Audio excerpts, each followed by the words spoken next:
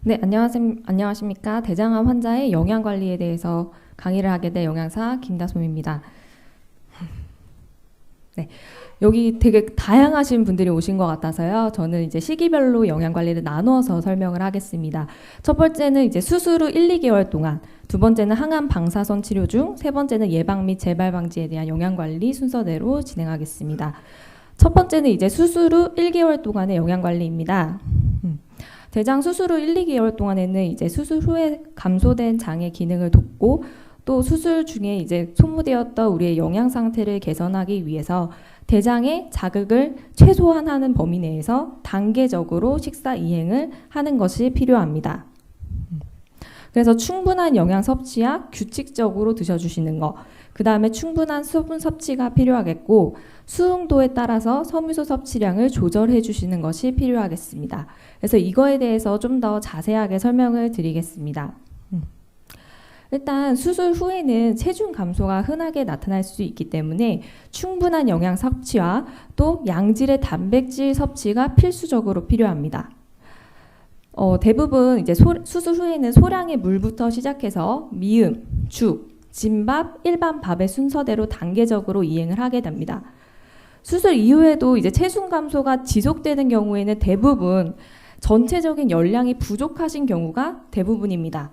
그럴 때에는 이제 식사 횟수를 한 번 더 늘려서 밥이나 죽을 1회 정도 더 드시거나 아니면 빵이나 국수와 같은 소화하기 편한 음식을 조금 다양하게 이용하시는 것이 열량 섭취를 보충할 수 있는 방법이 되겠습니다. 단백질은요, 보통 우리 체내 조직이나 세포를 생성하는 중요한 영양소이기 때문에 수술 후에는 거의 필수적으로 필요합니다. 그래서 단백질이 풍부한 고기, 육류, 생선, 계란, 두부와 같은 이런 음식들은 매 끼 한두 가지씩은 포함시켜서 드셔주시는 것이 필요하겠습니다. 단 이제 육류와 같은 경우에는 너무 질긴 부위라던가 너무 기름진 부위는 제거하고 부드러운 살코기 위주로 드셔주시는 것을 권장합니다. 이제 규칙적인 식사, 충분한 수분 섭취인데요. 보통 이제 과식으로 인해서 장에 부담을 줄이기 위해서는 규칙적으로 식사하는 것 또한 필요하겠고 수술 후에 이제 설사나 잦은 배변, 또 수분의 재흡수 감소로 수분 불균형 등의 문제가 흔하게 발생할 수 있기 때문에 하루 8컵에서 10컵 정도의 수분을 신경 써서 드셔주시는 것이 필요하겠습니다. 보통 수술 직후에는 거칠거칠하게 소화가 어려운 섬유소가 많이 들어있는 채소 과일의 섭취량을 줄여주시는 것이 필요하겠고요. 보통 잡곡밥보다는 쌀밥이 권장이 되고 또 과일의 껍질이나 씨는 제거해서 드시는 것이 필요하겠습니다. 다만 이제 수술 2, 3개월이 지나면요. 변의 이제 횟수가 많이 줄어들고 변의 이제 굵기가 되기 때문에 이때에는 서서히 회복하는 정도에 따라서 섬유소의 양을 증가시키는 것이 필요하겠습니다. 기타 이제 조금 더 설명드리고 싶은 거는 우유, 두유, 요플레와 같은 유제품인데요. 처음 시도할 때에는 한 3분의 1, 4분의 1컵 정도 수준으로 점진적으로 증량하시는 것이 필요하겠고 수술 후에 약 한 달 정도는 아물지 않은 상처 부위라던가 설사 때문에 너무 이제 고추장, 고춧가루 이런 것들이 많은 매운 음식이라던가 아니면 기름진 튀김류, 그 다음에 소화가 어려운 건어물 같이 딱딱한 음식은 주의하시는 게 필요하겠습니다. 또 여기 이제 수술하시고 많이 생각하시는 분들 것 중에 하나가 난 이제 건강식을 해야겠다 라고 하시면서 저염식, 무염식 이런 것들을 이제 시도를 하시려는 분들이 굉장히 많으신 걸로 알고 있습니다. 그런데 이제 지나치게 염분을 제한을 하는 거는 우리가 이제 수술하고 식사량을 점진적으로 늘려가고 필요한 영양분을 섭취를 하셔야 되는데 식사량을 늘리는 데에 올바른 방법은 아닙니다. 그렇기 때문에 지나친 염분 제한은 불필요하겠고요. 적당량의 조미료나 향신료를 사용하시는 것은 권장되고 있습니다. 수술 후 이제 1, 2개월이 지나면 수술 전과 거의 동일한 식사가 가능은 한데요. 시간이 지나더라도 이제 개인에 따라서는 불편한 증상이 있는 경우가 많기 때문에 다음과 같은 방법으로 이제 식사를 조절하시는 것이 필요합니다. 첫 번째로 이제 설사입니다. 탈수를 예방하기 위해서는 아까처럼 1일 8컵에서 10컵 정도의 충분한 수분 섭취가 권장되는데요. 꼭 생수 아니더라도 따뜻한 보리차라던가 미음 아니면 이온 음료 등을 이용하실 수 있습니다. 소량씩 자주 식사하는 것도 권장이 되고요. 뭐 진밥이라던가 감자, 흰 빵과 같은 소화하기 쉬운 음식을 선택하는 것도 방법입니다.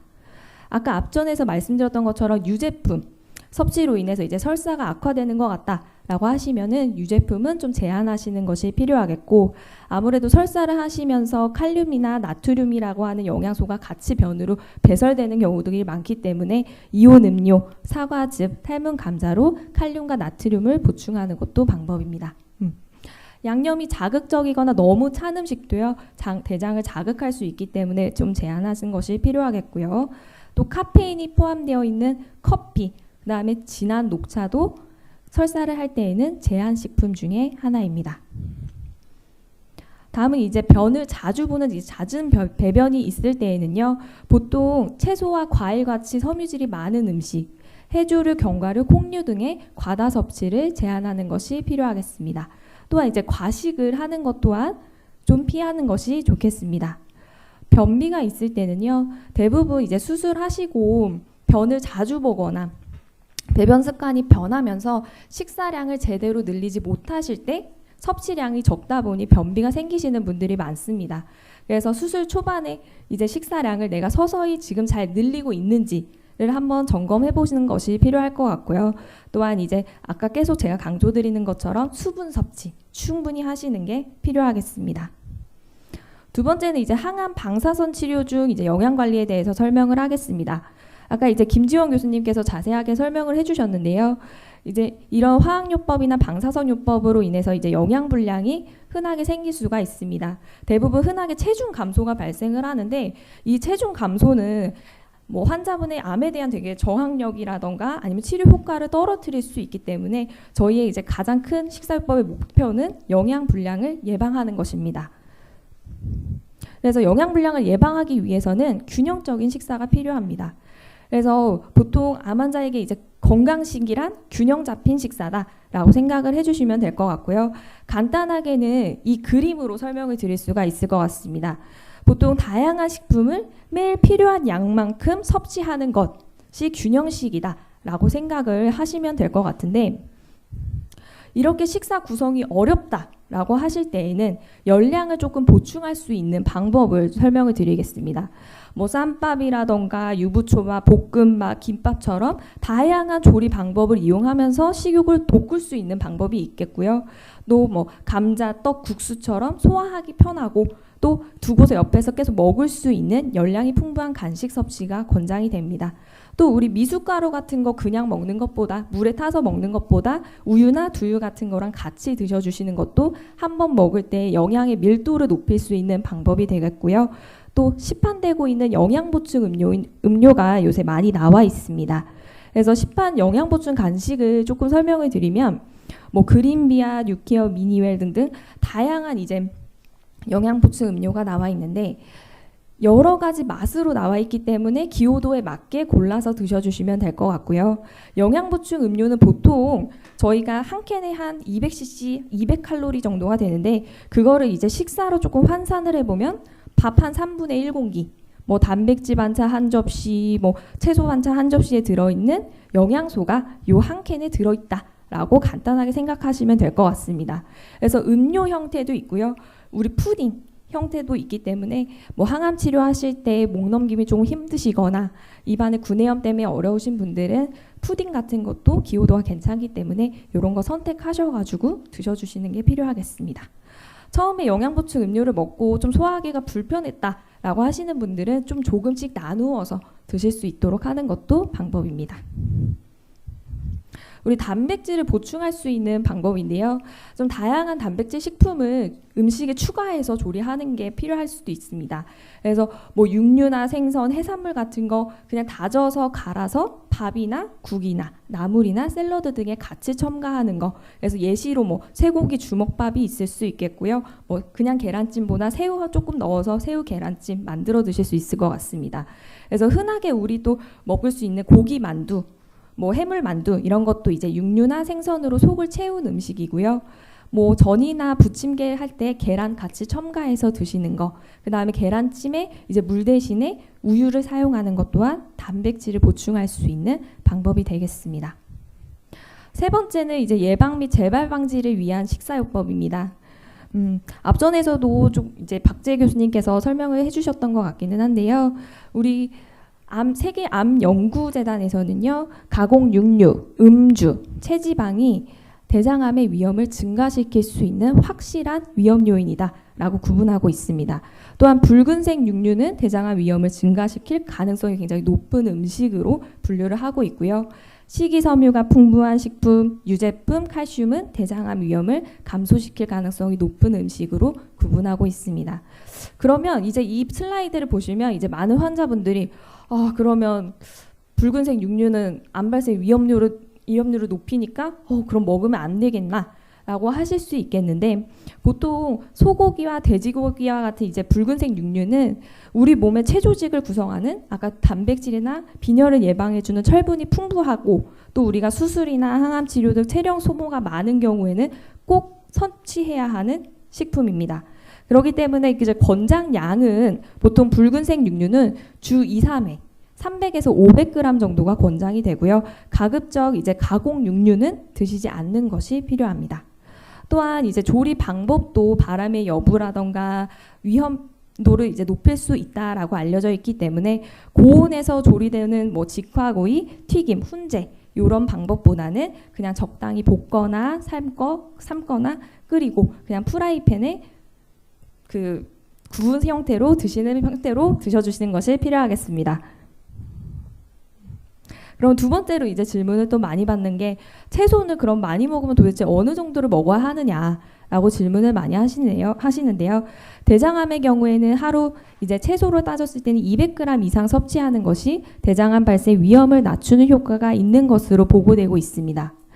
암 예방 및 재발을 방지하기 위해서는요. 그래서 매끼 채소차 한두 접시, 과일은 뭐 한 가지 이상을 하루에 한두 번 정도 섭취하도록 권장하고 있습니다. 그래서 이 부분도 이제 질문을 많이 받고 있는데, 보통 이제 이거는 이제 수술 후, 치료 중, 그 다음에 예방 재발 이런 부분에서도 뭐 많은 분들이 질문을 하세요.